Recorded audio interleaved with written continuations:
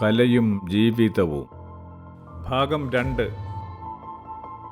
ജീവന്റെയും മനസ്സിന്റെയും സൗന്ദര്യം അതിന്റെ പ്രത്യക്ഷത എന്ന നിലയിൽ ജീവിതവുമായി ബന്ധപ്പെട്ട എല്ലായിടത്തും കാണാനാവുന്നു എന്നത് തീർച്ചയാണ്.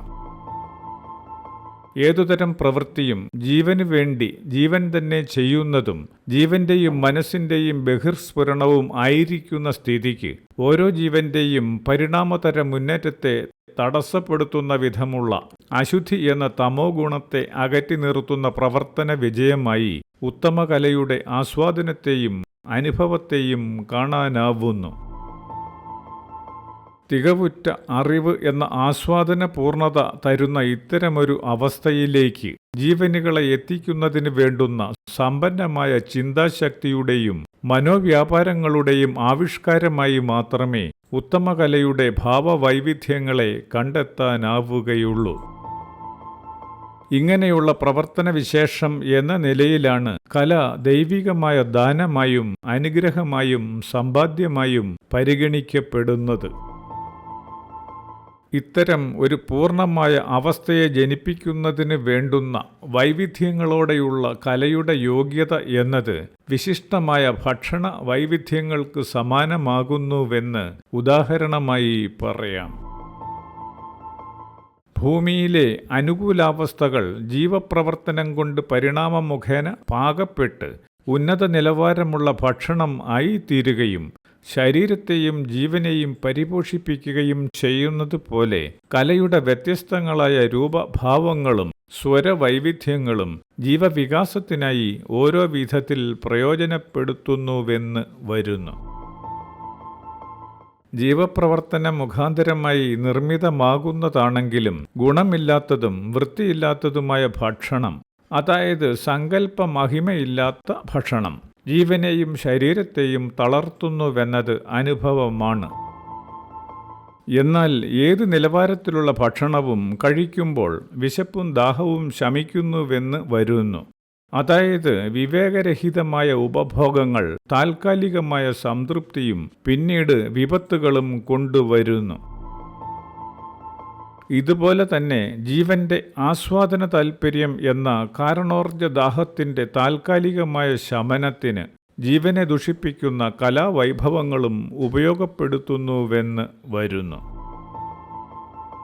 ഭക്ഷണത്തിലൂടെ ലഭിക്കുന്നത് പ്രകൃതിയുടെ ദൃശ്യാവസ്ഥയിലെ നിക്ഷിപ്തത എന്ന പ്രവർത്തനോർജ്ജവും കലയിലൂടെയും ആസ്വാദനത്തിലൂടെയും ലഭ്യമാവുന്നത് പ്രവൃത്തികളിലൂടെ ഊർജത്തിന്റെ തന്നെ പരിവർത്തനമായി സംഭവിക്കുന്ന കേവല സങ്കല്പാവസ്ഥയായ മനസ്സ് എന്ന കാരണോർജവും ആണെന്ന വ്യത്യസ്തതയാണ് വ്യക്തതയോടെ മനസ്സിലാക്കാനാവുക. അതുകൊണ്ട് തന്നെ ദുഷിച്ച സങ്കല്പങ്ങളിലൂടെ പ്രാവർത്തികമാവുന്നതും അനുഭവവേദ്യമാവുന്നതുമായ കല കാലപ്രവാഹത്തിലൂടെ ജീവനുകളിൽ സ്വാധീനമായി നിലകൊണ്ട് വ്യക്തികളെയും സമൂഹത്തെയും നശിപ്പിക്കുക തന്നെ ചെയ്യുമെന്ന് തിരിച്ചറിയേണ്ടിയിരിക്കുന്നു. വിവേകവും ക്രമീകരണവും സൂക്ഷിപ്പും ചേർന്ന് പ്രാവർത്തികമാവുന്ന ജീവിതത്തിൽ ബോധപൂർവമോ അല്ലാതെയോ അവഗണന സംഭവിക്കുന്നുവെങ്കിൽ തന്നെയും വസ്ത്രധാരണം എന്ന അനിവാര്യതയിൽ മിക്കവാറും എല്ലാവരും ശ്രദ്ധാലുക്കളായിരിക്കും.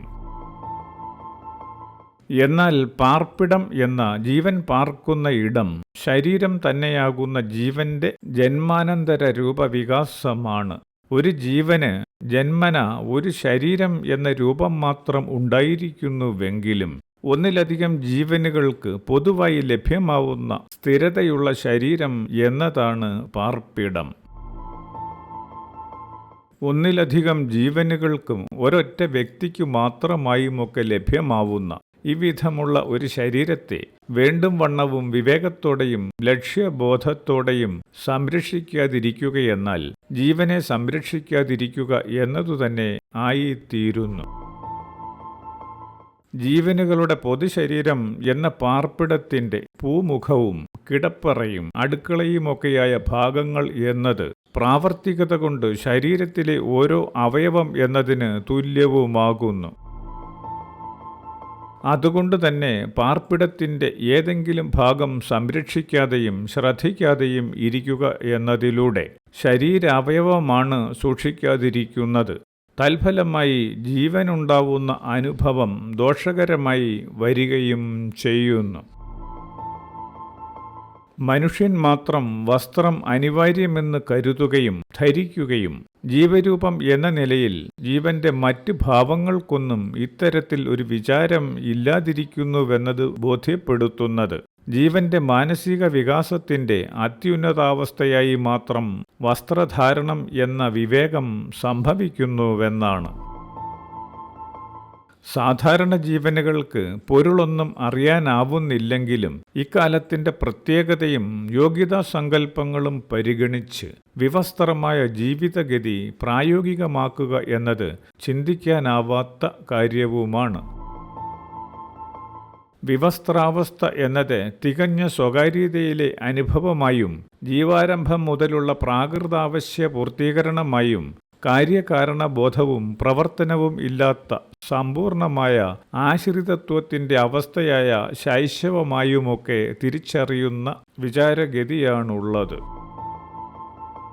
ഇവിധം പ്രാകൃതാവസ്ഥയിൽ നിന്നും മൃഗീയമായ തികഞ്ഞ അറിവുകേടിൽ നിന്നുമുള്ള ജീവന്റെ പരിണാമഗതിയായി വന്നുപെട്ട ഒരനുഷ്ഠാനമോ ജീവിതചര്യയോ ആയി വസ്ത്രം എന്ന ഉപഭോഗ സങ്കല്പത്തെ പ്രാഥമിക നിരീക്ഷണത്തിലൂടെ തന്നെ ബോധ്യപ്പെടാനാവുന്നു.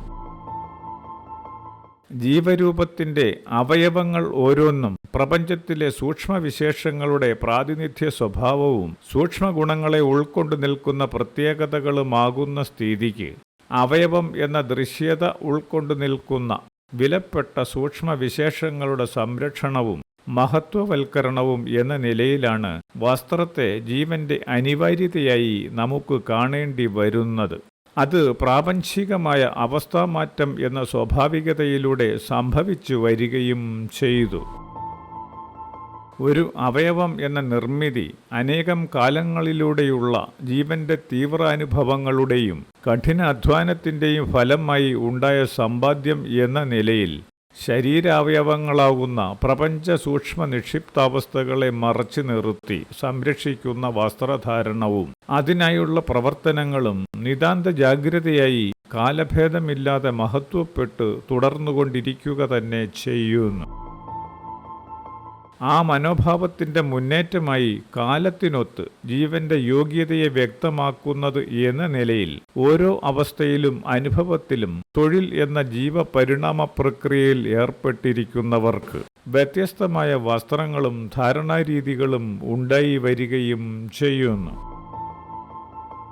ആൺ പെൺ ജീവരൂപങ്ങളുടെ പ്രത്യക്ഷതയിലെ വൈവിധ്യം തന്നെ ആ ജീവനുകൾ ഉൾക്കൊള്ളുന്ന ഗുണവൈവിധ്യങ്ങളുടെ പ്രത്യക്ഷതയുമാകുന്നു.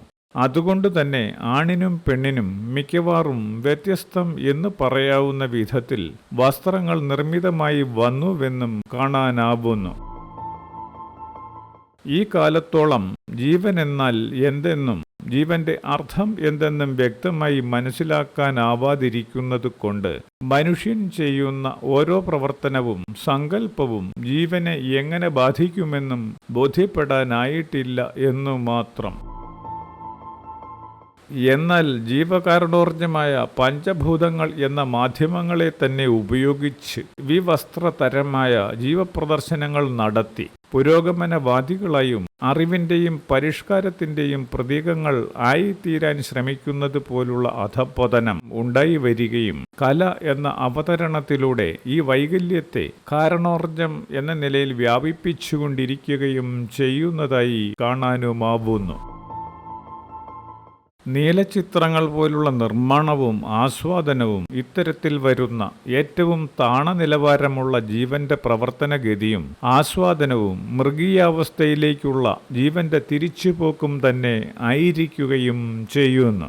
പ്രവർത്തനവും ആസ്വാദനവും നിമിത്തം ജീവനിൽ വന്നുപെടുന്ന പരിണാമത്തിന്റെ ഗതി അറിയുന്നതിന് സാധ്യമാവുമ്പോൾ മാത്രമാണ് അവിധമുള്ള കലാവതരണത്തിലൂടെ അവതരിപ്പിക്കുന്നവർക്കും ആസ്വദിക്കുന്നവർക്കും എത്രമാത്രം ദോഷം വരുത്തിവെക്കുന്നുവെന്നത് മനസ്സിലാക്കാൻ സാധിക്കുന്നുള്ളൂ എന്നു മാത്രം.